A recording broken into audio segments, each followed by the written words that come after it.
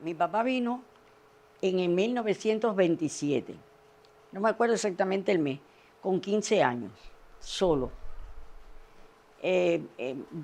Cuando yo tuve la suerte entre el año 52 y 53, ir al País Vasco con mis abuelos, yo le pregunté a mi abuela porque yo, tenía la preocupación por qué vino solo, prácticamente sin familiar, un primo segundo que tenía en Manzanillo, que eso queda en la provincia, lo que es Granma, que era la provincia oriental antes. Y yo cuando voy al País Vasco le pregunté a mi abuela que por qué lo mandó tan jovencito solo a Cuba. Y ella me explicó que fue cuando la guerra con Marruecos, a los jóvenes los cogía la mili y por lo general los mandaban a la guerra y muchos no regresaban. Como mi papá era el único varón, pues determinaron que saliera de España, precisamente por esa situación, y le plantearon, tenía un primo en Chile que si quería ir a Chile o a Cuba, y él dijo a Cuba. Y así vino mi papá a Cuba. Llegó aquí solo, fue a Manzanillo, allí empezó trabajando en una ferretería, barriendo, durmiendo en un camastro. Aquí le dice una colombina, que es un camastro, en el almacén de la ferretería. Allí conoció a mi mamá, que mi mamá es canaria, era canaria, nació en Las Palmas. Y se casaron y bueno, de ahí nacimos, yo primero y después un hermano mío, ya fallecido. En el año 45, mi papá siempre nos inculcó lo que era su país. Aquí, por ejemplo, en aquella época casi todos los españoles le decían gallego. Y mi papá se insultaba cuando le decían gallego, él decía, no, yo soy vasco. No estoy en contra de los gallegos ni nada, pero yo soy vasco. Entonces, siempre nos inculcó eso. Cuando en el año 45 nos trasladamos para La Habana, porque dos vascos que tenían una ferretería aquí en La Habana de efectos navales, Garay y Satica, Pedro Garay y Satica el apellido, no me acuerdo el nombre, que eran vascos. Ellos van a Manzanillo, parece, a cuestiones de negocio, y cuando ven a mi papá, ya mi papá era dependiente en la ferretería, bueno, ya yo había nacido, yo tenía ya casi 10 años, y ven a mi papá trabajando y le dicen al dueño lo bien, y él le dice, es vasco igual que ustedes. Entonces hablan con mi papá y le ofertan venir para La Habana. Y bueno, nos trasladamos en el año 45 para La Habana. Y mi papá siempre nos inculcó su nacionalidad, su familia, siempre su deseo, la añoranza de su país, de poder regresar a ver a sus padres y que nosotros pudiéramos ir al lugar donde él nació, que tuvimos esa suerte, mi hermano y yo, y mi mamá, fuimos los cuatro a España, fundamentalmente al País Vasco. O sea que siempre tuve esa, mi papá además, mi papá socio de la Asociación Vasco-Navarra de Beneficencia, perteneció al Ejecutivo, fue benefactor de la sociedad y nos hizo a mi hermano y a mí unos adolescentes, yo soy socia hace más de 70 años. Mira, una de las cosas por las que mi papá me manda primero a España, porque como te digo, me gustaba el baile, el cantar, yo quería ser artista. Aquí en Cuba hubo un programa en televisión, antes del triunfo de la Revolución, por los años 53, por ahí, 52, 53, que se llamaba, donde está hoy el Canal Habana, era Pumarejo, que fue el que trajo la televisión a color a Cuba. Él tenía un programa que se llamaba Buscando Estrellas para la televisión. De ahí salieron artistas. Tú te presentabas y yo me inscribí, me gustaba mucho ir a todos esos programas. Yo me inscribí, sin permiso de mi mamá y mi papá.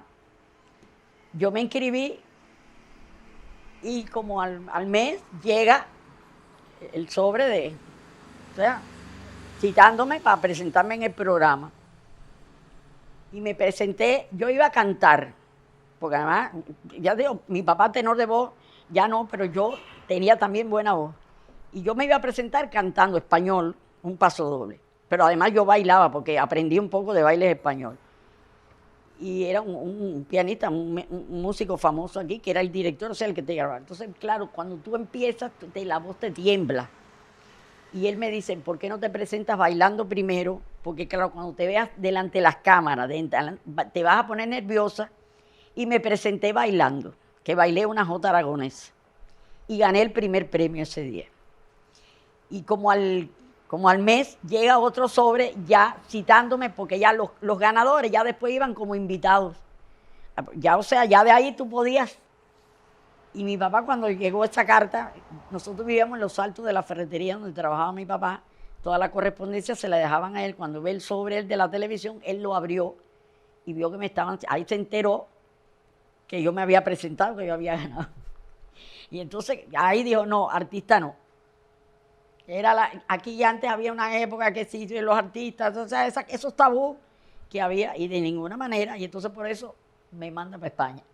Mi abuela sí, cuando yo estaba allá, mi abuela me echaba sus jerigonzas en vasco, o sea, en euskera, que me acuerdo que mi tía, la mayor, le decía, ama, traduce que Marga no te entiende. Y claro, ya yo había algunas cosas que ella me decía, que ya yo sabía lo que me quería decir, pero también a través de los años, porque como aquí eso no se habla, ahora aquí se está estudiando eso. Pero bueno, ya estoy muy vieja para ponerme a aprender el euskera, pero algunas cosas sí aprendí. Abur, es no, ¿no? Me acuerdo que mi abuela me decía mucho lastana poliche, que es como, yo un día le dije, ¿qué quiere decir eso? Era como una frase de cariño. Y así algunas cosas, pero ya imagínate, también ya tantos años, pues se olvida. Cuando yo estuve allí también, por ejemplo, en la aldea sí, ellos hablaban el euskera. Entre ellos, se hablaba mucho, pero en Bilbao no. Que yo recuerde nunca ni en una tienda, ni en ningún lugar a mí nadie me hablaba siempre castellano. Y en casa de mi tía, la de Bilbao, se hablaba castellano. O sea, no, en casa de mi tía sí no se hablaba. Mi abuela sí era la que más, y mi abuelo, y mis tías, la de allí, sobre todo la tía mayor esta, la que se llamaba Beatriz, la tía Bea, como le decíamos, ellas sí a veces entre ellas hablaban.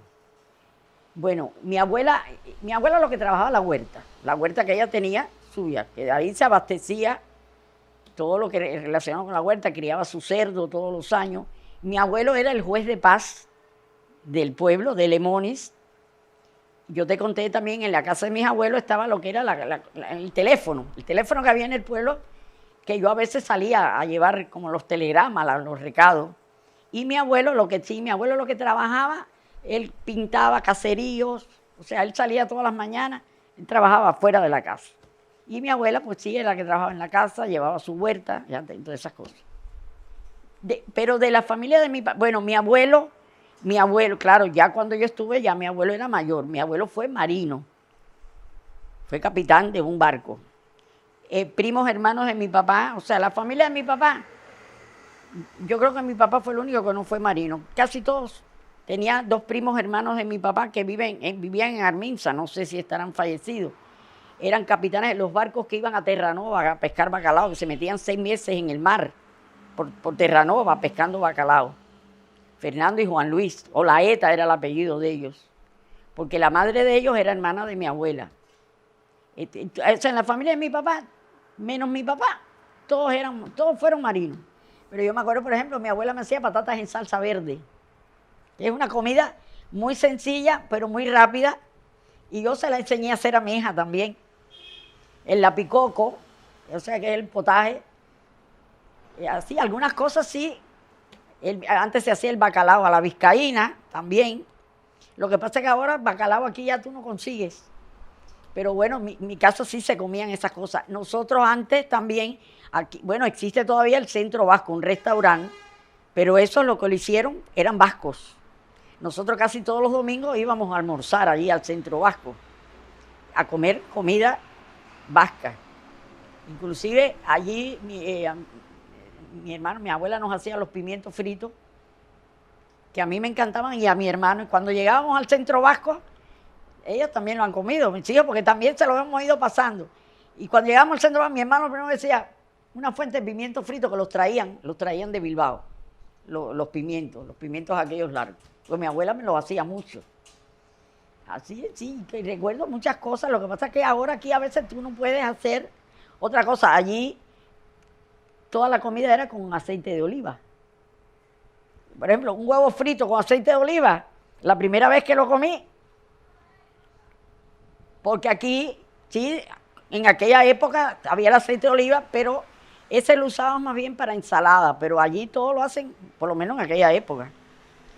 Se hace el aceite, todo es con aceite de oliva. Entonces la comida sabe distinta.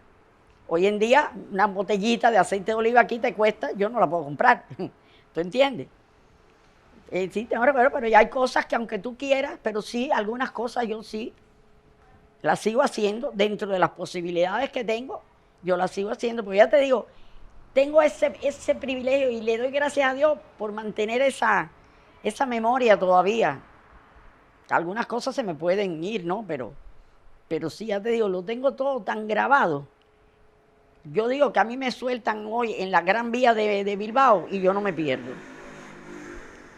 Allí tú sabes que existen las 7 calles, ¿no? Entonces un día a mí me hablan, tú sabes que las 7 calles son, por ejemplo, que allí había muchas tiendas más baratas y yo la primera vez me voy yo sola a las 7 calles y me perdí.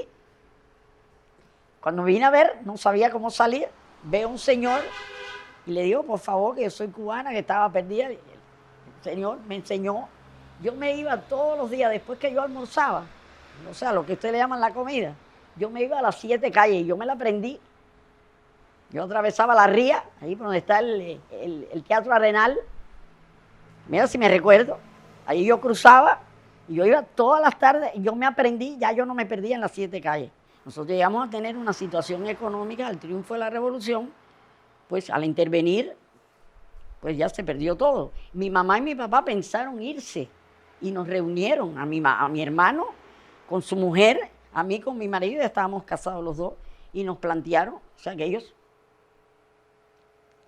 la intención era irnos allá a España, o sea, irnos a casa de los abuelos, con el dinero, abrir un negocio. Y mi hermano fue el primero que dijo que de su patria no se iba. Mi esposo tampoco. Y nos quedamos. Y aquí se quedaron mi mamá y mi papá.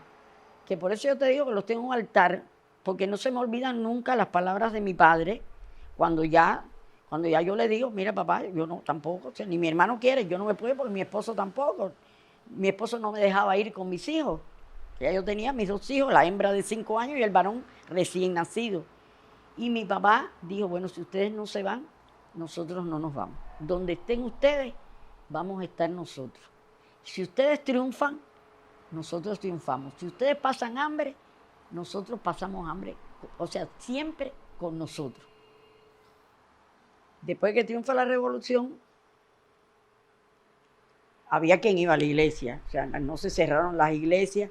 Pero, por ejemplo, si tú eras revolucionario, ya tú estabas identificado con este sistema, según donde tú trabajaras, ya eso, por ejemplo, cuando tú ibas a empezar a trabajar en determinado lugar, te hacían, te verificaban, ¿no? Entonces, entre las preguntas, si tenías creencias religiosas, si las practicabas, qué tipo de creencias, igual familiares en el extranjero, no podías relacionarte. Si mi mamá y mi papá se hubieran ido, yo no me hubiera podido relacionar con ellos por el trabajo, porque bueno, uno se integró, uno trabajó. Y entonces mi tía viene a Cuba en el año 85, principio, el primer trimestre del año 85, después que muere mi mamá. Y mi tía un día me dice que ella quiere ir a la Catedral de La Habana. Yo la llevé a la Catedral de La Habana, pero la llevé con miedo que me vieran entrar, porque por lo menos lo que yo trabajaba, o sea, yo era un personal de confianza donde yo trabajaba. Yo llevaba secreto estatal, que lo cortés no quita lo valiente, porque el hecho que yo lleve eso, en primera, yo no voy a ser espía, ni voy a declarar, o sea, a declarar lo que yo mantengo, a lo que yo tengo acceso, no, yo sé que yo tengo, yo la llevé.